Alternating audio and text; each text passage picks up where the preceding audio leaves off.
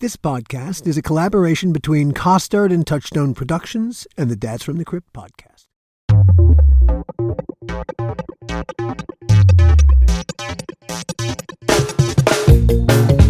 Hi, it's Al. Welcome to another episode of the How Not to Make a Movie podcast. This one's called Who's the Boss? You know, film sets are really fascinating places to work.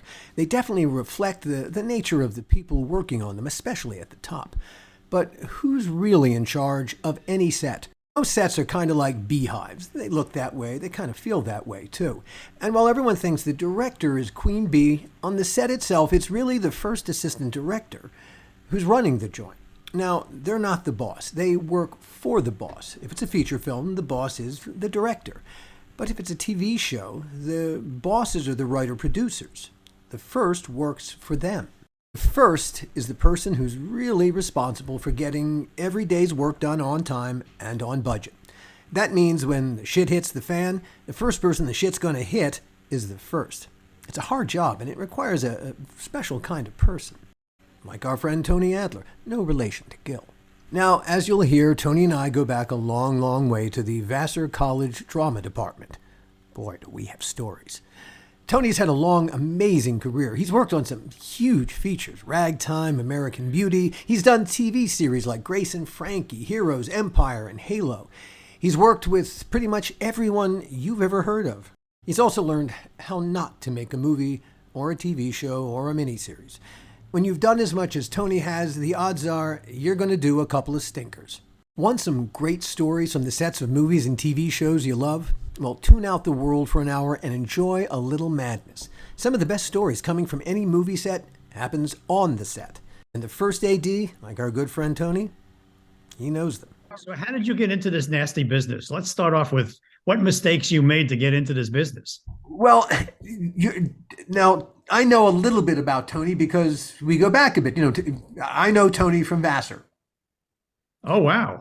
Yeah, I don't. So I don't know if you knew that, Gil. I don't know if I knew that. I may have known it a long time ago, but I've known Tony with age, longer, I forgot a lot. I've known Tony longer than I've known you.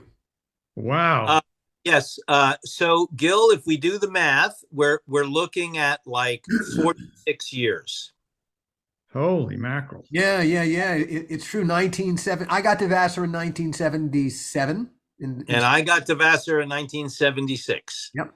And I'm still trying to get to Vassar. Yeah. Yeah.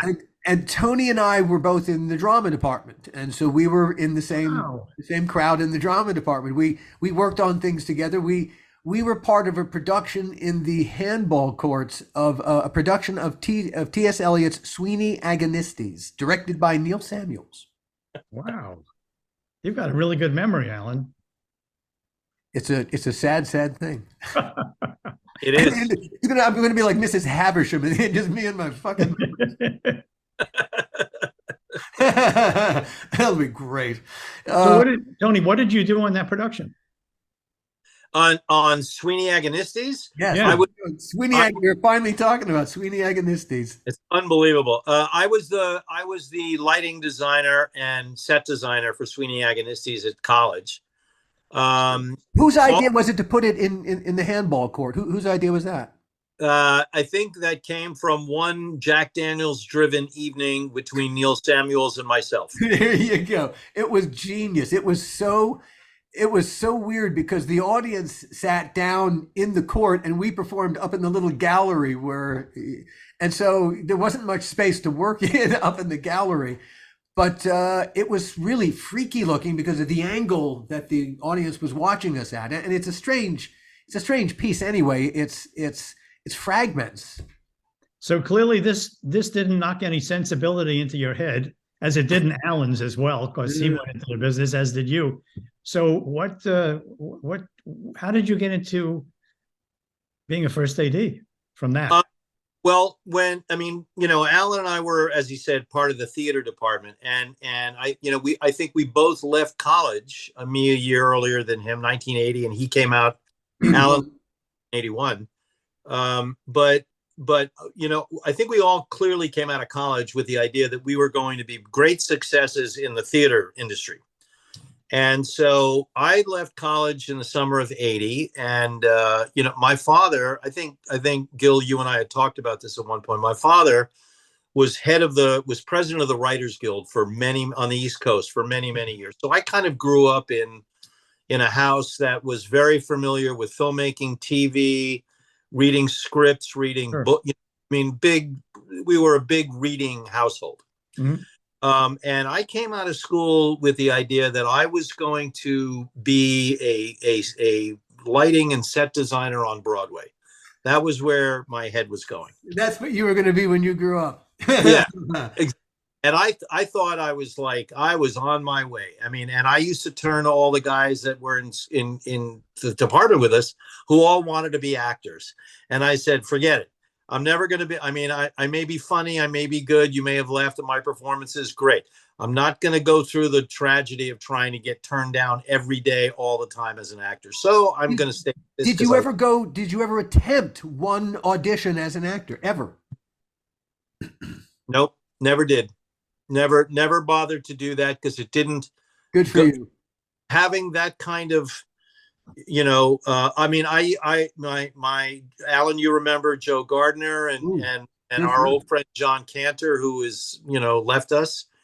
But I mean, to go through that depression of like constantly getting rejected and having to pick yourself up off the ground, I didn't want to do any of that. That never interested me. To Gil's question, how did I get started? The summer that I graduated college, the summer of 1980, I left school when I graduated. When I graduated, I got a job almost immediately working as a master electrician in an off Broadway house, and I was working as a stagehand for another company called the Second Stage Theater Company in New York. So I was working and doing things, and my father one day while I was staying in New York called me up. They had gone to the country house for the summer, my parents, and he said, "Do you remember our old friend, the director Milos Forman?" And I said, "Yes, my father had known Milos for many years." Nice friend to have. And he said, "Milos Forman is doing a movie called Ragtime." Hence the poster behind where's my hand? There it is. Yeah, That's the poster from Ragtime. And he said they're looking to hire people. And I said, Pop, honestly, like I've got 2 jobs and I'm helping my friend do this rock and roll thing and blah, blah. He said, look, here's what you should do. You should go down and say hi to him on the set. They're building the set. The set's on 11th Street between Avenue A and B, and they're magnificent. All you got to do is go down and say hi. That's it. And I said, okay, well, what the hell? I'll go down and say hello. So I called his assistant, made an appointment. One day I decided to take a walk down there and see them. And I will never, I mean, it's as clear in my head as it was the day that I did it. I turned the corner, I walked onto the set, and I saw the first AD/producer, who is a wise old guy was just amazing, named Michael Hausman. I was just going to say, yeah. Yeah, Gil. Yeah, I mean, I'm sure you either know him or know of him. Yeah. Oh, yeah. They were dressing hundreds of extras. They were fitting them on the street. There were several hundred guys rebuilding the front of the street. I mean, it was unbelievable what was going on. And I stood there and I said, I watched Hausman. This was a week before they started to shoot. I watched Hausman directing rehearsals and a whole bunch of things from a 8-foot stepladder. And I was absolutely, first of all, I was astonished by what was being built because I had never seen anything like that before. Sure. And watching the way that he played sort of the maestro or conductor in the middle of everything, my brain went boom, and I said, I want to do that. That looks cool to me and like a lot of fun. And it really, I mean, I kid you not, that was the seminal moment of me deciding to say to the theater jobs, I will get to them when I do, but I'm going to concentrate on being a PA and figure out how I can get up that ladder. And that's really true. I mean, I kid you not. That is exactly how it happened for me. So you worked on the show? Did you work on that movie? I did. Hmm.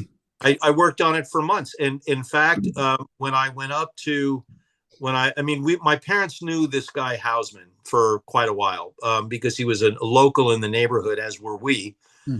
And I walked up to him and I said hello to Milos Forman, who was yelling at somebody in Czech, which was, like, I don't know what he's yelling about. It turns out, I found out later, that he was yelling to some guy about having a date with one of the extras or something, something bizarre. But I walked up to Hausman, and Hausman said, I have a job for you if you want it. And I said, what's the job? And he said, you're going to paint rooms in that tenement building, because we're going to turn them into dressing rooms for the actors. You're going to paint them, clean them, do all that stuff, and then we'll figure it out from there. And I said, how much does it pay? He said, $50 a day. And I said, sign me up. What do I have to do? Point me in the right direction. Let me get my overalls. I'm ready. Yeah. I'll go borrow a pair of gloves from somebody. Did working on a feature change the way that you saw filmed entertainment? Do you know what I mean? Yeah. Well, it gave. I mean, I had been on sets before, and I had been behind the scenes. Like, for example, my father was the story editor on two TV shows in the '60s, which were very well known in New York. One of which was Burt Reynolds' first starring show called The Hawk, where he played a Native American Indian detective in New York. The casting. And that was followed by one of the great cop shows that was filmed in New York called NYPD, with Jack Warden, Frank Converse, and Robert Hooks. And so I had seen it before. I had watched things being made, but never had I really been on the other side of the camera as part of the staff. Yes. So it really changed everything. From then on, every time I've gone to the movies since my day one, life has changed. Yeah. Like my perception of it has changed. And actually, I think realistically, it's made my movie going experience, for lack of a better term, way better for me. Like, I'll go watch but I will go and watch anything. Doesn't matter what it is. I will go and sit there and figure it out and go, this is great. Like, I go watch cartoon movies, Shrek, the Minions. Like, I could go to a Minions movie. If they churned them out once a week, I would go every week. I mean, I love them. So, it really changed everything in that was spinning in my head. That one day standing there, it's profound. It is profound. Okay, so you found a home inside this business that you didn't expect to find. Yeah, and you know what? I'll tell you something else, Alan. You'll probably remember there was a guy at Vassar who taught filmmaking. Stedman. And his name was Ken Ross. Ken Ross. Yeah. And I took filmmaking my junior year, and he and I did not get along. He was an experimental filmmaker. He was like, well, that was the whole department. Yes, Stedman also, who ran the department. It was all experimental. Here, point the camera at a cloud for 4 hours and see what happens. Like, I know what's going to happen. The cloud's going to go away, and then it's going to come back, and that's that. So Were you always a drama major? Yeah. See, I started a film major. I began as a film major, but the experimental stuff just wasn't that interesting to me, and I thought I'd rather be a drama major instead. The whole. I appreciate in an esoteric sense, their kind of filmmaking, but I was more interested in narrative and telling stories. Yeah, and unfortunately, I think that at that time when we went to school in the late 70s, experimental filmmaking was exactly that. Like, it was. Let's see if we turn the 16 millimeter film around backwards, and then we spill some orange juice on it, maybe something really cool will happen. Everyone And wanted to be Warhol. yeah, and I'm with you. I mean, for me, that was like, no, sorry, I don't, whatever, you know. So Um, But having the good fortune, and I never worked with him, but I know of Michael, and I think he knows of me, but we've never really worked together. Having the mhm. good fortune of working with Michael and with Milos is really exceptional. I mean, and Yeah, that would set you on a course, at least in the right direction, having had experience with these right people who know what they're doing.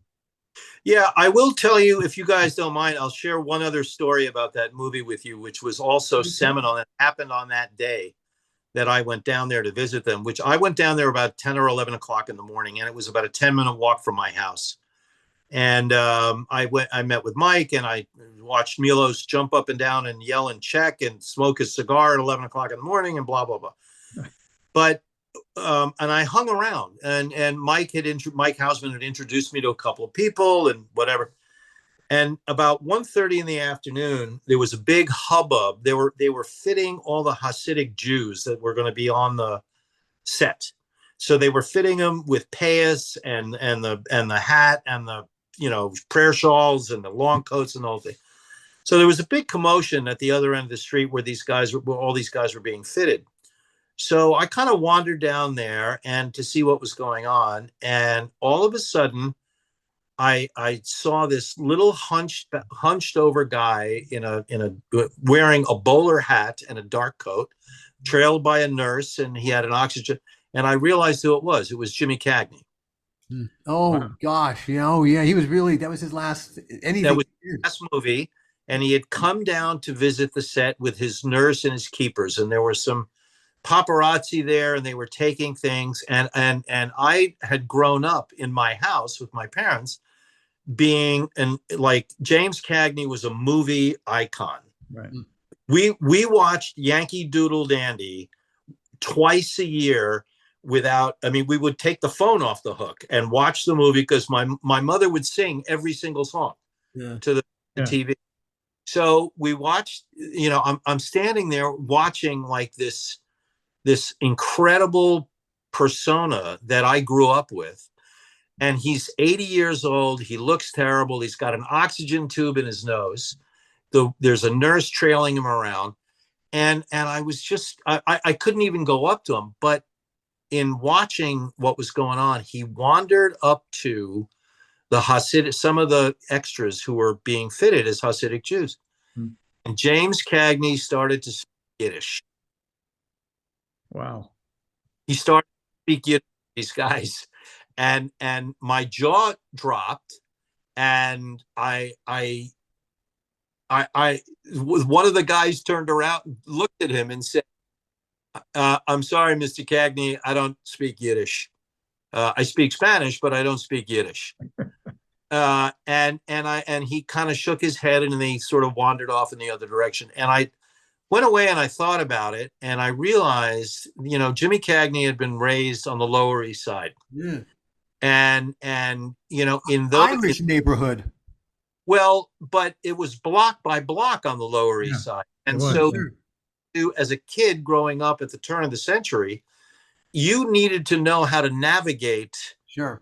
different neighborhoods and different things. So of course he would know how to speak Yiddish or at least have a conversation. I'm sure he could speak Italian and German and something else. Oh yeah. Wow. And along the way, did you ever have an experience or an opportunity to meet with Frank Danielle?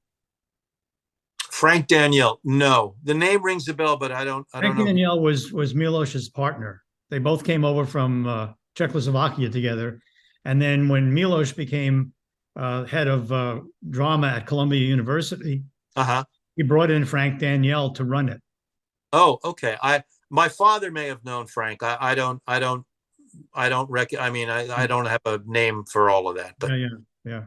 but So you stayed with it. So you suddenly got bitten by this thing, and now you suddenly have a couple of you're working on sets. You worked on Purple Rose of Cairo. mhm. Uh, what was that set like? Well, Woody Allen sets. I did 3 Woody Allen movies. I worked on Zelig, I worked on The Purple Rose of Cairo, and I worked on Broadway Danny Rose. Right. 3 very seminal Woody Allen movies from that time frame. Yeah, yeah. And Um, didn't Michael work on those as well? Houseman? No, No. no, Okay.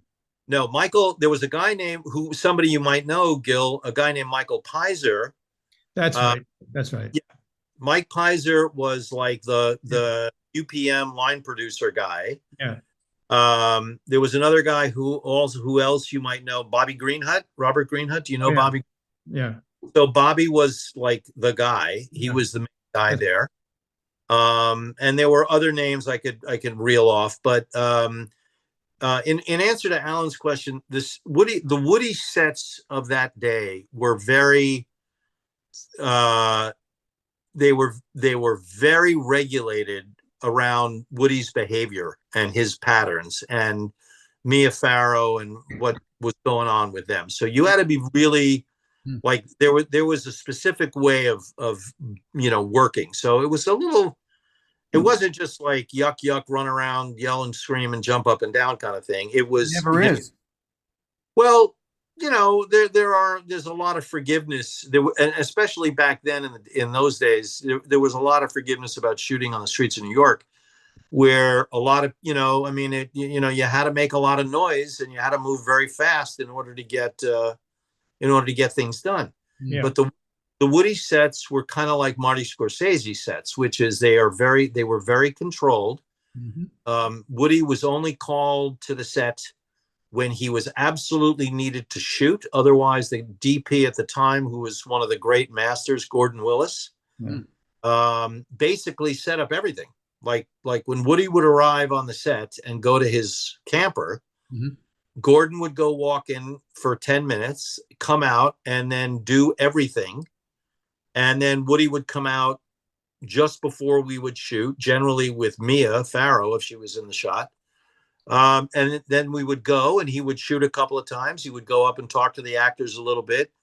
And that would be it. And when we would finish, he would go back to the trailer. Gordon would set up another shot and we would go on from there.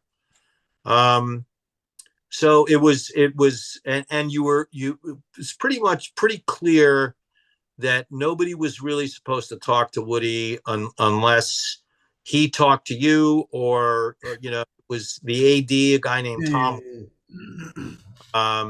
It's a strange set when that's kind of it's yeah. But on the flip side of that, there was never any figuring out like how this was working. This was made clear pretty much. Don't talk to Woody unless he talks to you. Sure. We're going to do it like this. When he leaves the set, we have the set. When he comes on, everything is quiet. Boom, shoot, and he goes away. Masquerade is the first time that you are the second. Was that your first one? No, there were a couple of others before it, but it was the first bigger film. It was the summer of '85 or '86 with and Rob Lowe was the biggest hot ticket in town. So he was in the movie, and we shot in East Hampton and Amagansett and Southampton. So for the summer. So how bad was that? Like, Right. Certainly not.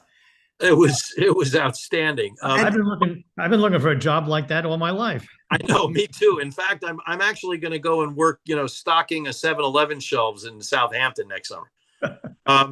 At this point, all right. So now you're working as a second. Did you see an absolute career path? Oh, absolutely. Cool. All right. Yeah. I mean, from literally, as I said, from the day that I saw Michael Hausman on that ladder giving directions, where I wanted to end up. So being a second was a path. Cool. I mean, I did work as a second assistant director, and then I moved up to being a key second assistant. And life as an AD is always, has been for me anyway, in platforms. Like, I was happy to be a second and watch key seconds who had a lot of experience navigating between the camper land where the motorhome base camp and the set and how they did that, and I was very respectful of that. And then when What I became what made a second, great well, okay, what made a great key second? um, the ability to communicate, the ability to make sure that they were the filter, the ability to make sure that the communicate. Remember, this is back in the '80s. This is way before everybody had I mean, we had to send the call sheet to the office. When did you make the leap from second to first?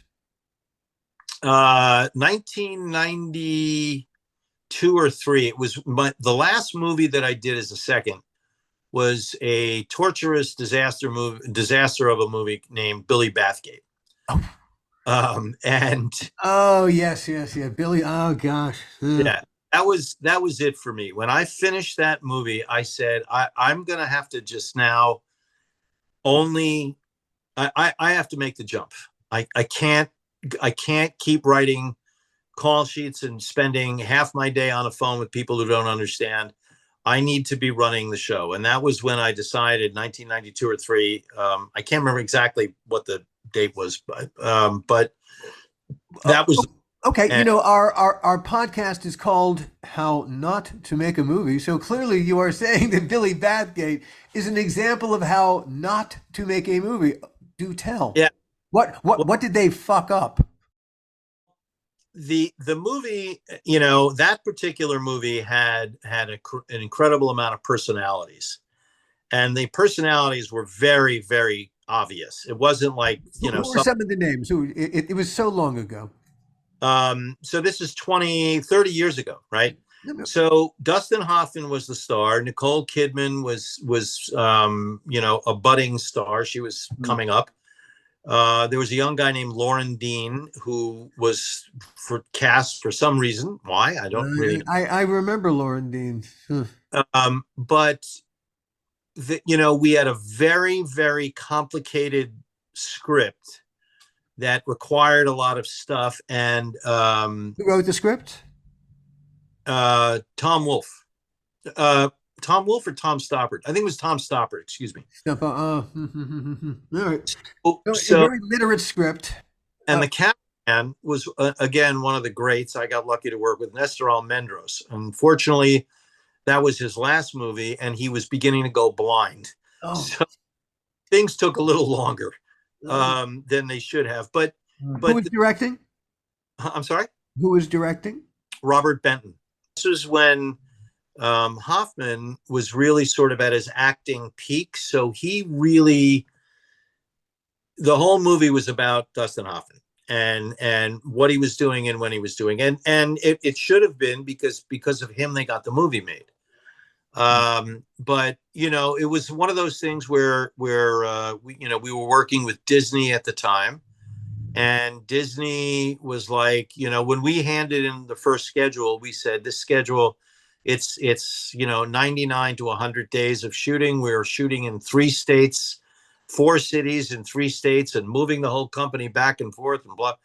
And they freaked out. They were shooting Dick Tracy with Warren Beatty at the time. So they were kind of shell shocked. Yeah. And double whammy. Whoa. Yeah. Jeez. And so, cut to 112 days of principal photography later. Right? Seriously, that we wrapped principal photography after 112 days of shooting. Oh man. We then went back 3 months later and did another like 16 or 18 days of shooting. And then went back after that and did a couple of days of pickups. So I think the aggregate was like 150 days of photography on the movie. And it's not a good movie. No, it's boring as hell. And it came from a great novel. So it should have been really good, but oh well. So that was how not to make a movie. Truly.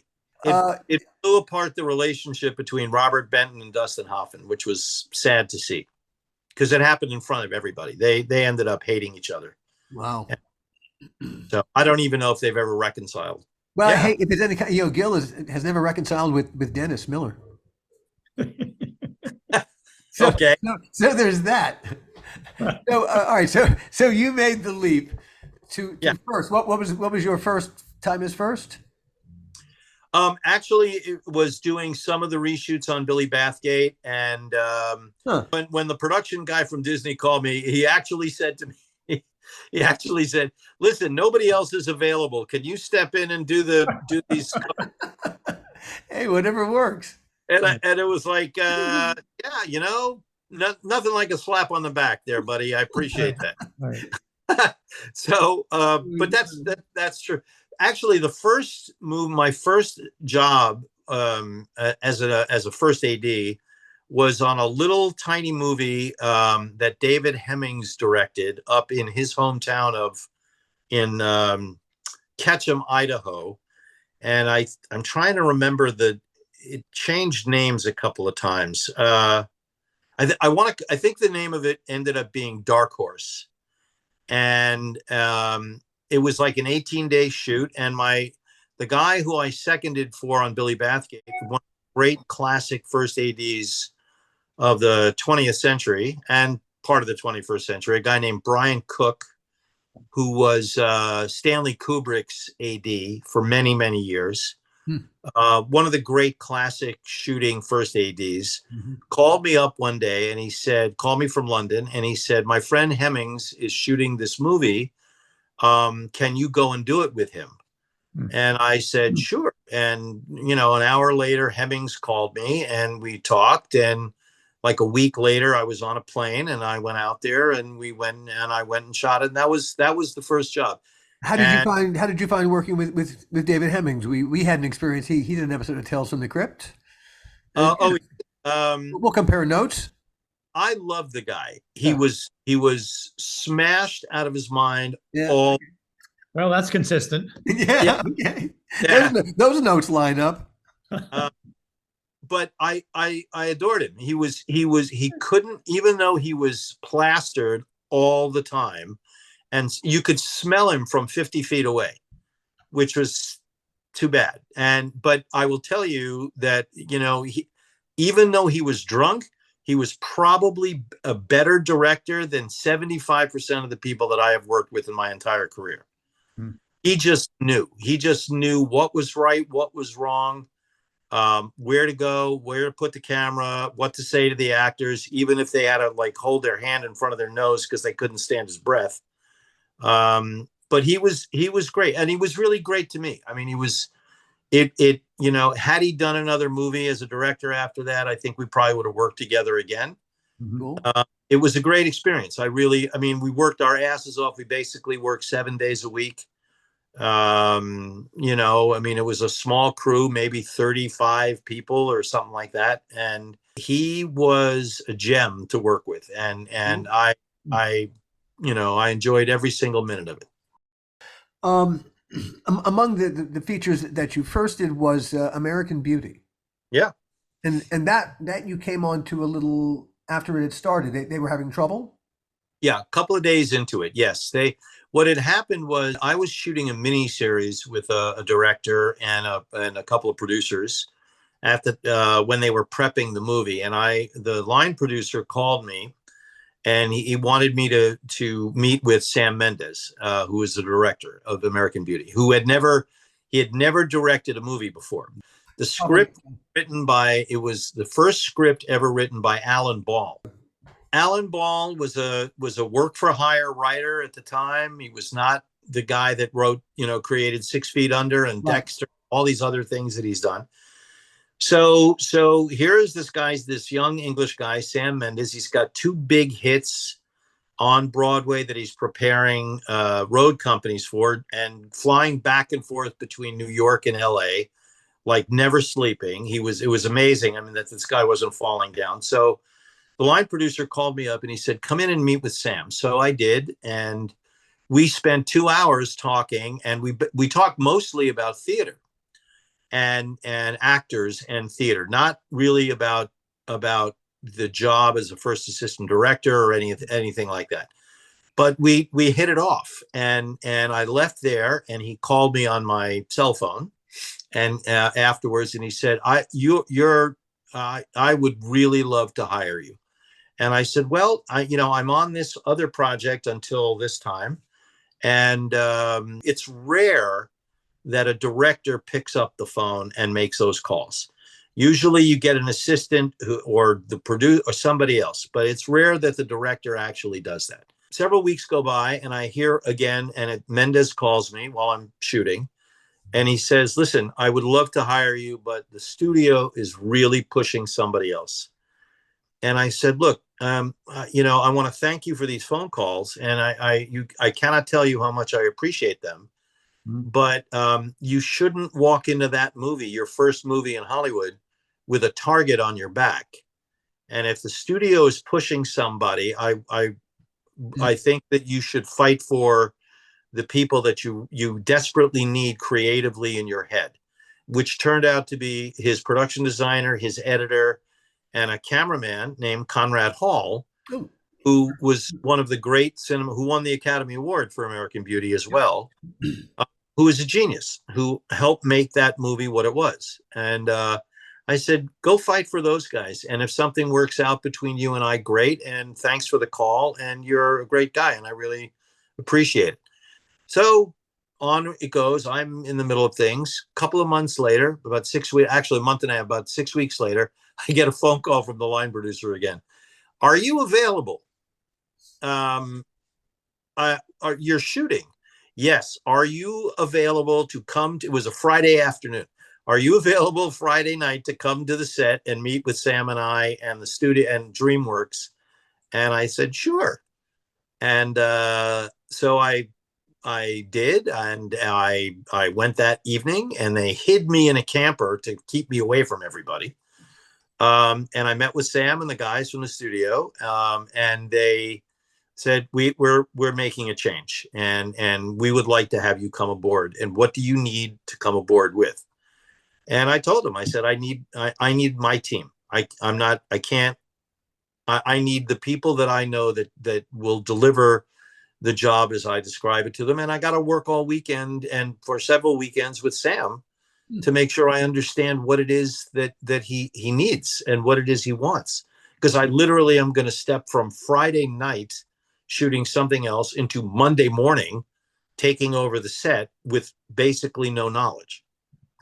So, and taking over the set being the operative words. Yeah. So, running that set, and really that is what the first does. That is what the first does. Yeah. And so I did, and we made the deal, and it was all fine. And we went forward, and they really did. The DreamWorks guys were really great. I mean, they supported us, and they supported the transition and everything else. And it was really good. And it was a tough show to shoot because Kevin Spacey, who played the lead, won the Oscar for it. He had commitments. He had a hard out date. So the original shooting schedule that they had approved that we were supposed to adhere to was never going to happen. It was they gave the movie 40 days, and it was never going to happen. And they gave me all this paperwork, and I called them up on Sunday night, and I said, I want to tell you something, guys. Unless you start ripping pages out and somebody comes in and tells the director that he can't do this or that or the other thing, which is not going to be me, we're not going to make this. We're not making a 40-day schedule. And we didn't. And we still got Kevin Spacey out in plenty of time for him to do his West End appearance in London. And then Sam Mendes took the movie back to London and, cut it. And there you have it. It's really one of the great memorable films in the last 50 years. It's really an amazing piece of work. I actually went to go see a screening of Empire of Light, the latest film that Mendes did at the Directors Guild. Yeah. And I got a chance to talk to him for about 10 minutes after the movie. It was great. I mean, I hadn't seen him in 20 years. Wow. And that was really cool. And it was really like he saw me walking down the aisle in the theater at the DGA, and it was really fun. I mean, his face lit up and he went, "You haven't changed." And I said, "You have. You're grayer than I remember."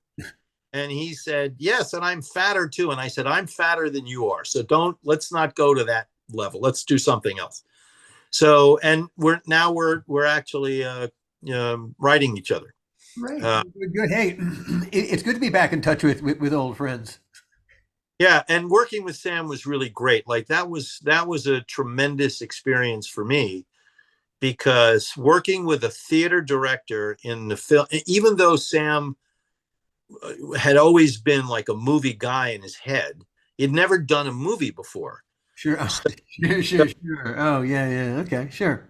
the conceptual difference is astonishing Yeah. from what he recognized was great. But what was really fantastic about that experience for me was watching him talk to Kevin and Annette Bening and Chris Cooper, Mm-hmm. because the communication about the work that they were doing, that these actors were putting up, was amazing. I don't think I've ever really worked with a director who was that like into the actors and what they were doing and all that. And Sam was absolutely there, and he was amazing. Would you say that because he came out of the theater? Yeah, very much. Well, you know, and also that movie was a great transition because in a lot of ways that was a play. Yeah, And so he was able to concentrate on character, I'm sure, character relationship and Sure, emotion, sure. as Yeah, you can opposed do that to as a play. Yeah. yeah, very much. Yeah. yeah. And there, I mean, I remember at one point there was the famous, it's called the couch scene, where he's lying on a couch drinking a beer and she comes home, and there's this whole big confrontation about what's going on, Yeah. and end Yeah. of the Yeah. very romantic. And she says, "Don't, Lester, don't spill the beer on the couch." And he flips out and he goes, "It's just a couch. It's Yeah. a couch." So that we rehearsed the day. That was like the third or fourth day that I had taken over the show. And that morning, Sam had come to me when we were scheduled to shoot that scene. And he said, "Just so you know, I'm going to rehearse this scene until it's ready to shoot." And I sort of swallowed for a minute, and I went like, I think that's a red flag. Like I should be aware there's a hidden message in all of that. Mm-hmm. So literally we closed the doors, and he and the script supervisor walked into the set, not me. I was outside. 4.5 hours later, literally 4.5 hours later, the line producer is having a heart attack on the street. The Sure. entire crew is now, they're kicking a football around and doing, because there's nothing going on. Nobody's doing it. Hey. So 4.5 hours after call, Sam opens the door and we bring everybody in. The first thing he does is we turn all the furniture in the room around. We move everything around to what he blocked with the actors. So that was, and then he showed us what the scene was. So we didn't shoot anything before lunch. We didn't even light anything before lunch. We had time. And meanwhile, I mean, there are people who were pulling whatever hair they had left out of their heads in the trailers. So we lost a good 2/3 of a day that day. That was when we started falling behind. Yeah. Wow. And it happened, but the scene in the movie is memorable. I remember being at the after party at the Directors Guild Awards when we won that night, and everybody was having a great time. Steven Spielberg was sitting with Sam, and I wandered over with my date at the time, and we talked for a little bit, and Spielberg said, at the end of the day, I know you guys went way over budget and way over schedule, but at the end of the day, look at the movie. Look at the movie. Look how good that movie is. Mm-hmm. And I mean, was it worth it at the end of the day? I've never worked for DreamWorks since. I don't know if my name is vetted over there, but I've never worked for them. Since. You could walk in the door and go, guys, but look at the movie. I know. What would you say, looking back, are your happiest experiences doing a feature? Are there any? at the end Oh of yeah. the day. I would actually, I will tell you that I think that my favorite experiences in general have been shooting these big. I've done a number of big miniseries over the years, like really large scale miniseries in foreign countries and other places. You just did one a little while ago. Yeah, those have really been like amazing for me. Like I went and did in 2001. I was in New Zealand for 7 months, doing a mini series over there, and it was one of the great experiences that I've had in my life. It was just fantastic. What was that? It was called the thing itself was pretty shitty, called Superfire. But the It experience was called Super Fire. Superfire, yeah, it was a bit. There's a condition in forest fires where that is actually called a superfire, which is when fires collide and the heat makes them explode and become exponentially bigger. As we've had here in the West, of course. Yeah. So it was a movie about that. Unfortunately, the casting wasn't great.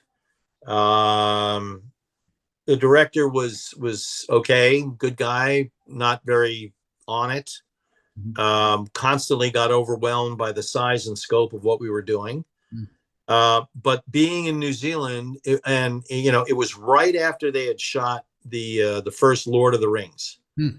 So there are all of these amazing people that were available that have become superstars in the film industry everywhere. So we worked with an incredible crew, of great people. And were you in Wellington? No, we were in Auckland. Oh, yeah. Yeah, we operated out of Auckland. It was just a spectacular experience. I mean, I had never been to that part of the world, and I envy you. Sounds no, it was phenomenal. I mean, I had an absolutely fantastic time. I mean, it was tough. Every day there were challenges and all of that, like there always are. But at the end of the day, all the people there wasn't a bad egg or a bad sheep among them. And it was spectacular. I spent 5 months on Malta doing a version for the USA Network of the Helen of Troy story, huh.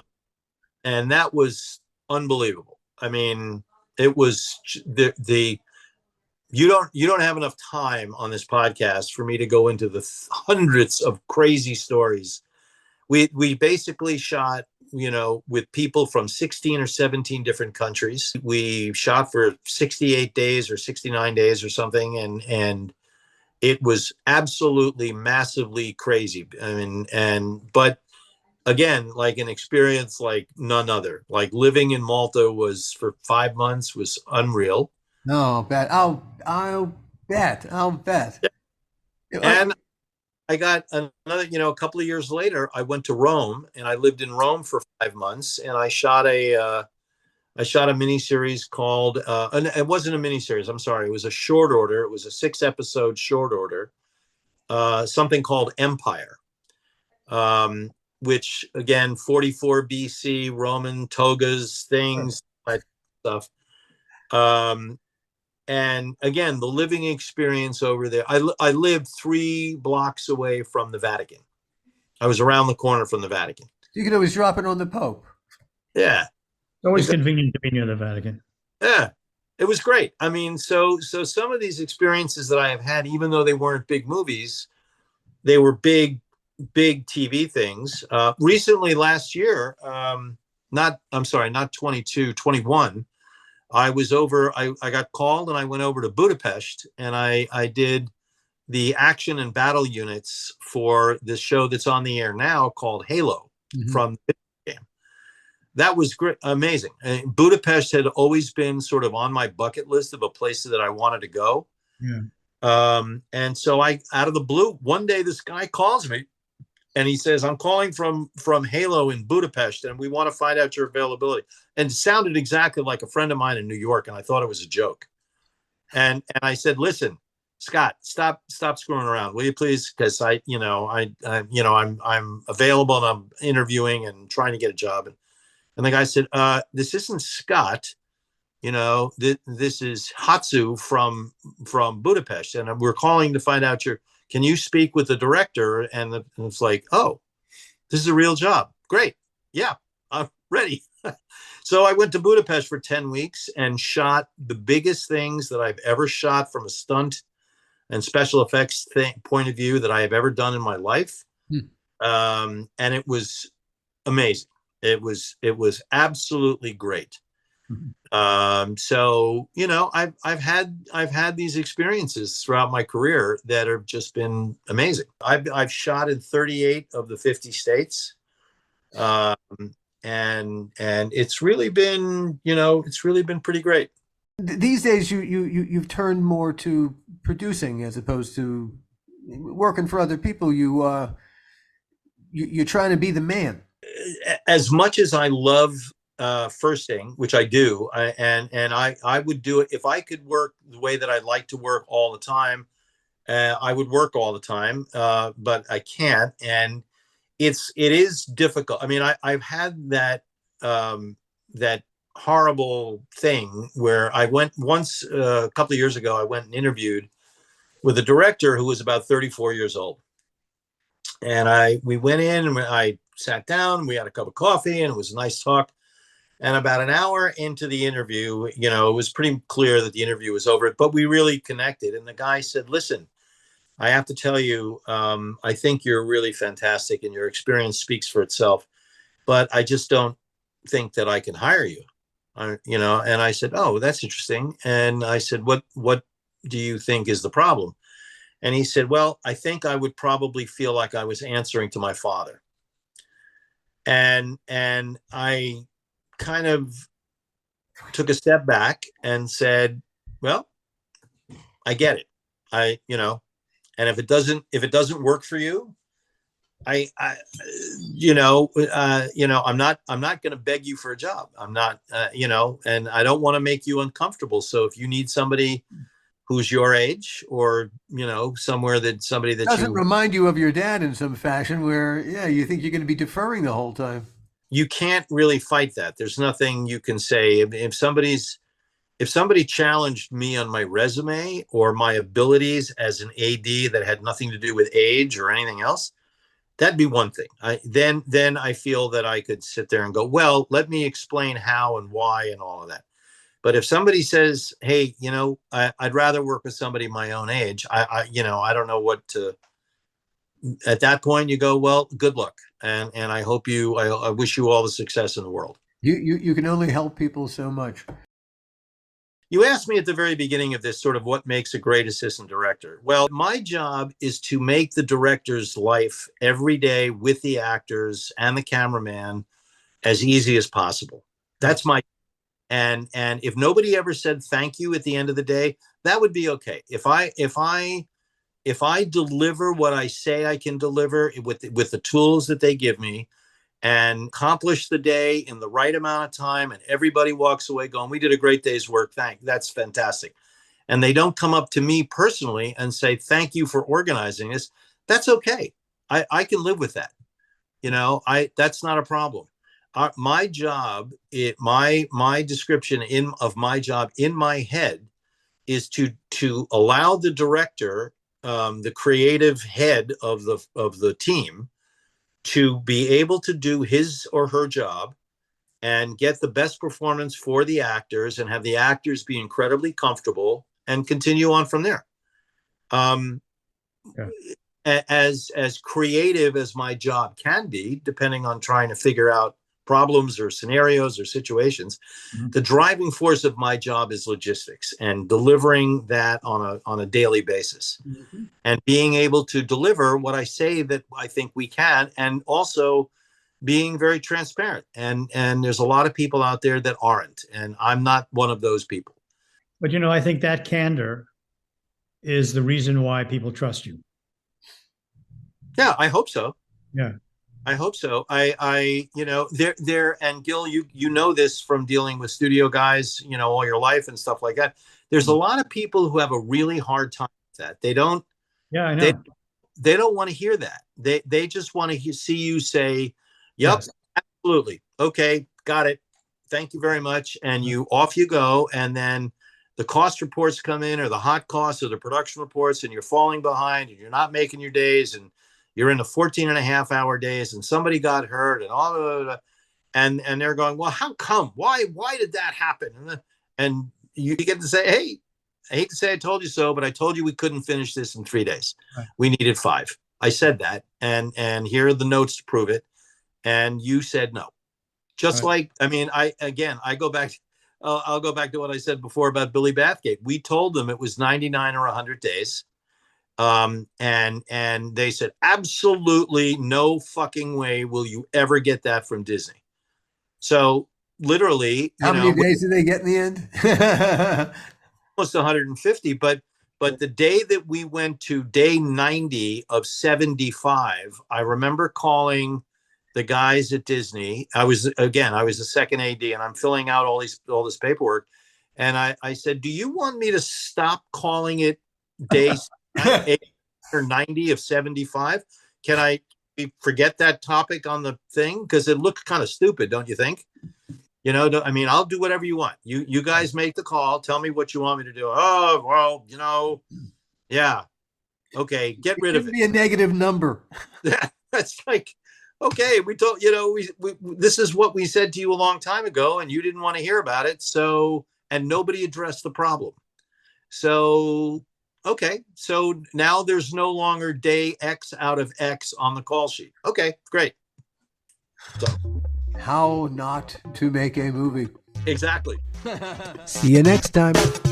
The How Not to Make a Movie podcast is executive produced by me, Alan Katz, by Gil Adler, and by Jason Stein. Our artwork was done by the amazing Jody Webster, and Jason Jody, along with Mando, are all the hosts of the fun and informative Dads from the Crypt podcast. Follow them for what my old pal the Crypt Keeper would have called terrific crypt content.